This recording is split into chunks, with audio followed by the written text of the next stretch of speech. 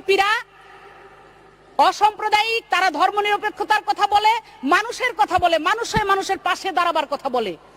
আর তাদেরকেই ঠেকানোর জন্য এক দল আমি নাম বলবো না, তারা কিন্তু উঠে পড়ে লেগেছে। ডিজিটাল বাংলাদেশ হচ্ছে, আমরা সব দিকে সুযোগ সুবিধা পাচ্ছি, কিন্তু আমার মনে হয় কিছু কিছু জায়গায় বেকায়দায়ও আছি মাননীয় স্পিকার।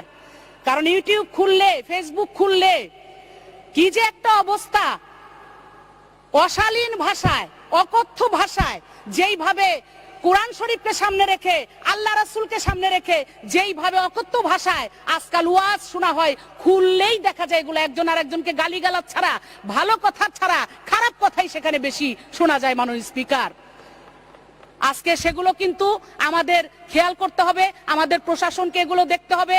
আমাদের ধর্মমন্ত্রীকে আমি ধন্যবাদ জানাই, তিনি একটা জায়গায় একটা বক্তব্য দিয়েছেন, আমি সেটা রিপিট করব না, আমি ওনাকে ধন্যবাদ জানাই। এই ধরনের যারা আছে, যারা সুবিধার জন্য এক এক জায়গায় এক এক রকমের বক্তৃতা দেয়, এক জায়গায় বলে আল্লাহ মা কোনো মানুষকে বলা যাবে না, আল্লাহ মা একমাত্র আল্লাহকে বলা হবে, আবার আরেক জায়গায় বলে যে ঘরে ঘরে আল্লাহ মা সাইদি চলে আসো, সাইদির জন্ম হোক, ওখানে আল্লাহ মা বলতে আর কোনো ঝামেলা নাই তাদের।